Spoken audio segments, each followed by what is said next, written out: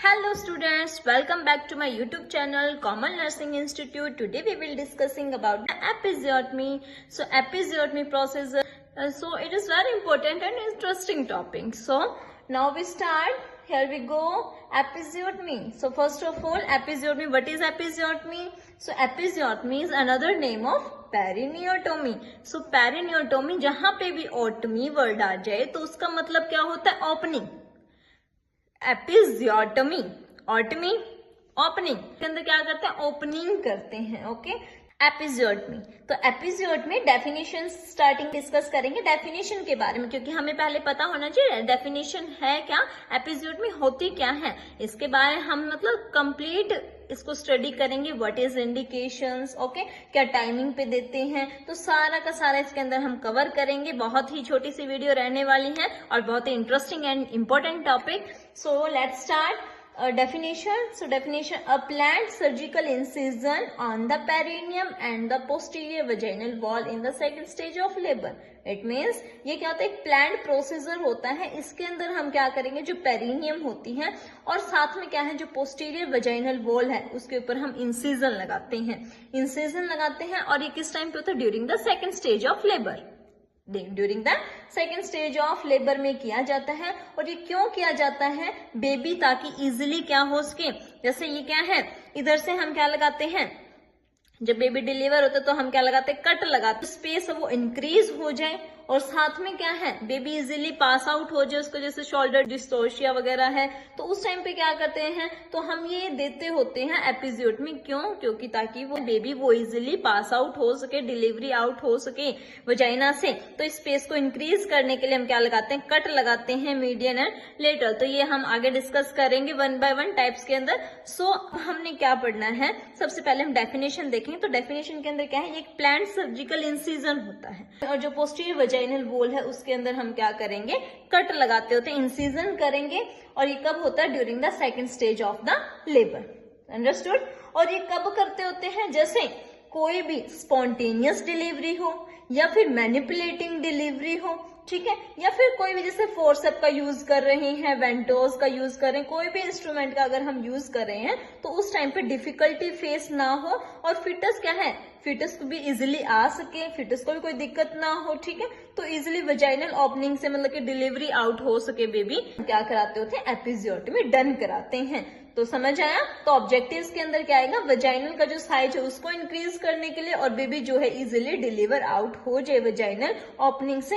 तो ये क्या है, इसके ऑब्जेक्टिव्स हैं. अंडरस्टूड. सो इसके अंदर हम क्या करते हैं? इंसिजन देते हैं by the episiotomy scissor. This is episiotomy scissor और this is the blunt end. ये क्या है? ब्लंट एंड है. ये क्या हमारा? शार्प एंड है. ये हम कभी भी जो शार्प एंड है वो हम बाहर की तरफ रखते हैं और ये अंदर की तरफ हम कौन सा रखेंगे? हमारा जो ब्लंट एंड होता है ये, ठीक है. तो ये शार्प नहीं होता है, इसलिए जो ब्लंट एंड है ये हम इंटरनली रखते हैं और देन हम क्या करेंगे? उसको कट लगाते हैं like that. This and this. हम 2 फिंगर का यूज करके हम क्या करेंगे? इसको ऐसे वाइड करके देन हम क्या करेंगे? जो ब्लंट एंड होता है वो हम इंटरनल रखेंगे, रप्चर ना हो उसके, ब्लीडिंग ज्यादा ना हो, और जो शार्प एंड होएगा वो हम बाहर की तरफ से रखेंगे. अंडरस्टूड. ताकि जो अगर हमने जो शार्प एंड है ये अगर हमने इंटरनली रखा तो क्या हो सकता है, बेबी का जो प्रेजेंटिंग पार्ट होता है, हेड है, शोल्डर है, उसके ऊपर इंजर्ड ना हो, तो बेबी को कोई भी इंजरी ना पहुंचे, इसलिए हम शार्प एंड को बाहर रखते हैं. जो ब्लंट एंड होता है उसको हम क्या करेंगे? इंटरनली रखते हैं. Understood. So now definition completed. So timing of the episiotomy. So timing भी होती है इसके अंदर. जो आइडियल टाइमिंग क्या होनी चाहिए एपिजियोटमी देने की, तो इससे देते टाइम हमें क्या ध्यान में रखना है? हमें ज्यादा जल्दी भी नहीं करनी और ज्यादा हमने लेट भी नहीं करना है, ठीक है. तो ज्यादा जल्दी अगर हम करेंगे तो क्या हो सकता है, जो हमने टिश्यूज हमने कट करने हैं वो अगर ज्यादा कट हो जाएंगे तो क्या है, वहां से ब्लीडिंग ज्यादा लॉस होगी. ब्लीडिंग तो लॉस होती है, मतलब क्या है, but there will be a more blood loss. जितना होना चाहिए उससे ज्यादा अगर ब्लड लॉस होएगा अगर हम क्या करेंगे, अगर हमने ज्यादा जल्दी में ही कर दी, ठीक है. Then indications. तो इंडिकेशन मैंने पहले भी बताया था. इंडिकेशन का मतलब क्या होता है, जैसे हम कोई भी दवाई देते हैं तो उसकी इंडिकेशंस होती हैं कि ये दवाई है, ये किस किस कंडीशन में हम दे सकते हैं, दैट इज इंडिकेशंस. अंडरस्टूड। तो इंडिकेशन का मतलब है जिसको हम दे सकते हैं, कॉन्ट्रा इंडिकेशन जिसको हम नहीं दे सकते। तो इंडिकेशन पूछी जाती है, इसके इंपॉर्टेंट है। जो एपिजियोट में हम कट लगाते हैं तो इसकी क्या क्या जो इंडिकेशंस है वो होती हैं। First indication discuss. तो फर्स्ट इंडिकेशन जो आएगी वो क्या आएगी, बिग साइज बेबी। अगर बेबी का साइज क्या है, बिग है, तो बेबी का जो साइज है अगर बिग होगा तो क्या है, ये इजिली डिलीवर नहीं हो सकता। तो क्या होता है इसके अंदर रिजिड, और जैसे जो पेरिनियम होती है, ठीक है, प्रीमी ग्रेविडा के अंदर वो क्या होता है, रिजिड होती है। तो रिजिड होगी तो क्या है, इजिली बेबी जो है पास आउट नहीं हो सकता वजाइनल ओपनिंग से, क्योंकि उसके इलास्टिसिटी क्या है, कम है, इनइलास्टिक है, रिजिड है वो पेरिनियम। तो क्या है, जो प्रीमी ग्रेविडा, जो फर्स्ट टाइम जो मदर प्रेग्नेंट होती है, डिलीवर करती है बेबी को, तो उस टाइम पे क्या होता है, पेरिनियम होते हैं वो रिजिड होती है। ठीक है। सो उसके बाद क्या आता है, सेकंड जो इंडिकेशन आती है वो आती है ब्रिज डिलीवरी। ब्रिज डिलीवरी का मतलब क्या है, अगर ब्रिज प्रेजेंटेशन हुई है, ब्रिज प्रेजेंटेशन का मतलब क्या है, इसमें ये होता है जो बेबी है, बेबी के जो बटक्स हैं वो नीचे की तरफ लाई करेंगे, इस तरीके से, समझ आए, इस तरीके से जो बेबी है वो लाई करेगा। मतलब जो नॉर्मल होती है वो ये होती है, लेकिन क्या है ब्रिज के अंदर क्या करेगा, जो बेबी के बटक्स होंगे वो नीचे लाई कर रहे हैं, और जो हेड है वो क्या है, ऊपर की तरफ लाई कर रहा है। तो हेड क्या है, सभी को पता है, दिस इज डिफिकल्ट पार्ट। ठीक है, तो डिफिकल्ट पार्ट होता है, इसमें हम प्लान करते हैं एपिजियोटमी। तो कट लगा के हम क्या करते हैं, बेबी को इजिली डिलीवर कराते हैं। Okay, so first condition big size baby, second condition bridge delivery, और थर्ड जो आती है इंडिकेशन वो क्या है, फोर्सेप वेंटोस डिलीवरी।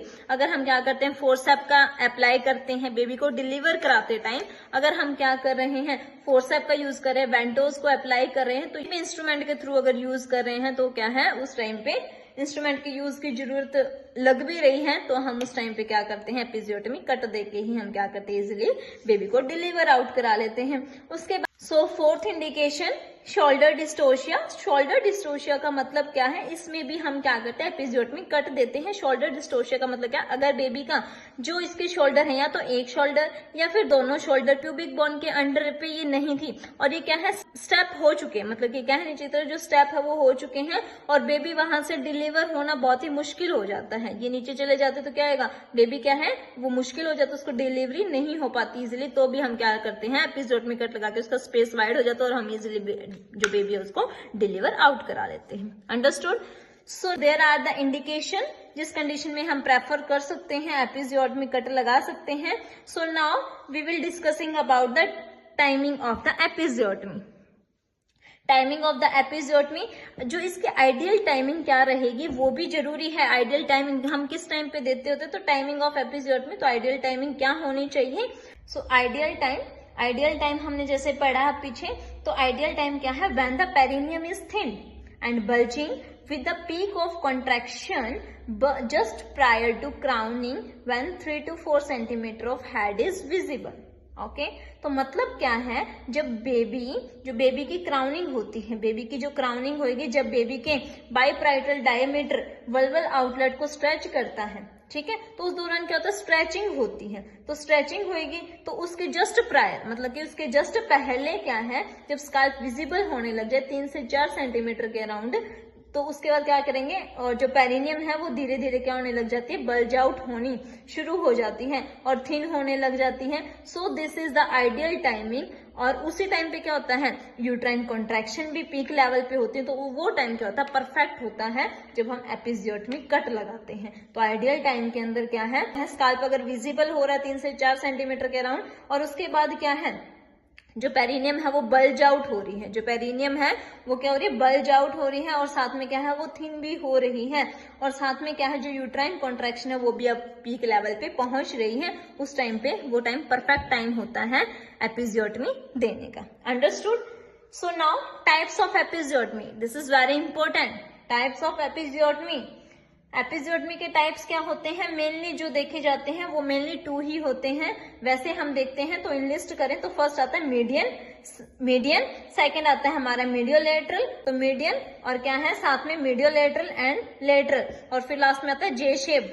ठीक है, तो सबसे पहले जो मोस्ट कॉमन यूज होता है वो कौन सा है, हमारा मीडियोलेटरल यूज होता है। ओके, तो मीडियोलेटरल, इसके अंदर क्या होता है, मोस्ट कॉमन यूज होता है मीडियोलेटरल होएगा। तो 1 बाय 1 हम इसको करेंगे। तो फर्स्ट आता है मीडियन।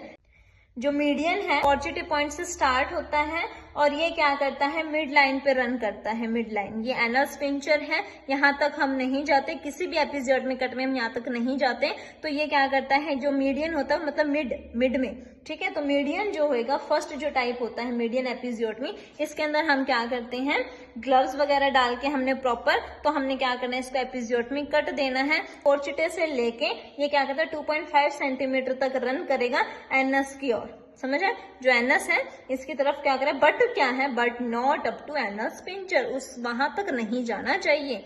अंडरस्टूड। सो जो फर्स्ट आता है दैट इज मीडियन।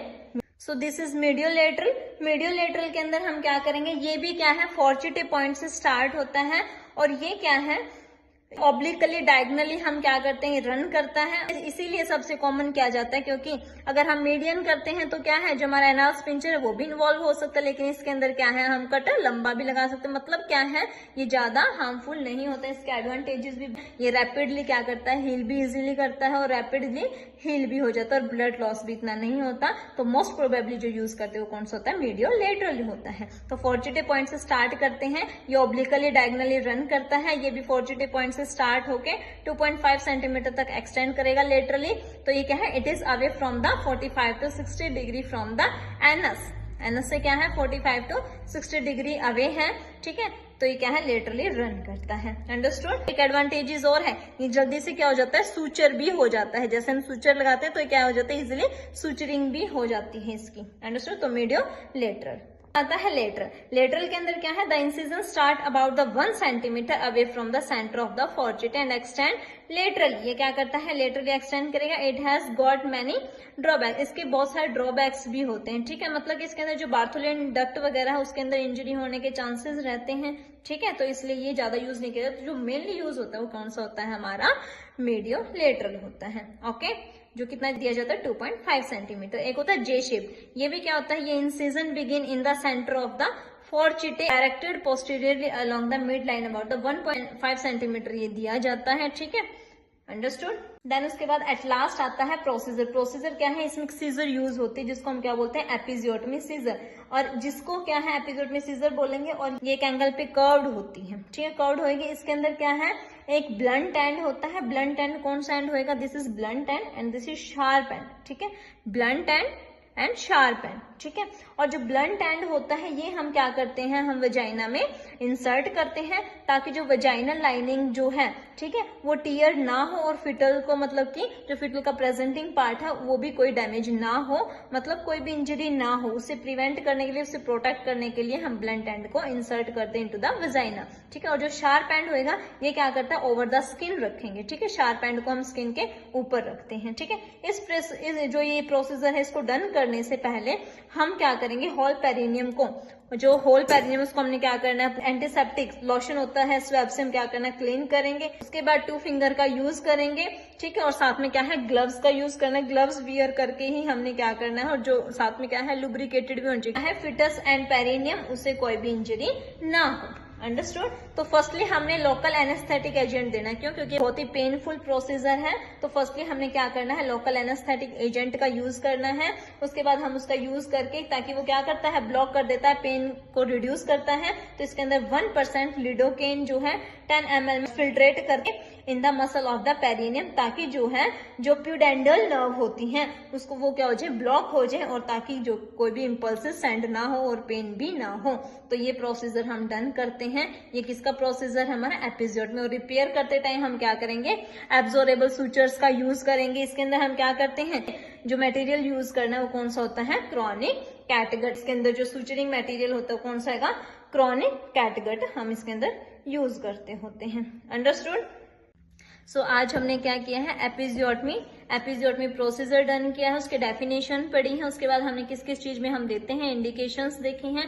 उसके बाद हमने क्या किया, इसकी टाइमिंग देखी है, आइडियल टाइमिंग क्या होती है एपिजियोटमी की। एपिजियोटमी के आइडियल टाइमिंग के बाद हमने क्या किया है, एंड में हमने इसकी टाइप्स देखी हैं। 4 टाइप्स की मेनली प्रेजेंट होती हैं। जो मोस्ट कॉमन यूज करते हैं कौन सी होती है, मीडियोलेटरली होती है। At the end of the video इसका प्रोसीजर डन किया है, कि प्रोसीजर हम कैसे करते हैं, ठीक है। रिपेयरिंग के अंदर हम क्या करेंगे, जो हमने कट लगाया है उसको हमने क्या किया है, सूचरिंग की है। Thank you everyone. Save your daughter, educate your daughter. Thank you.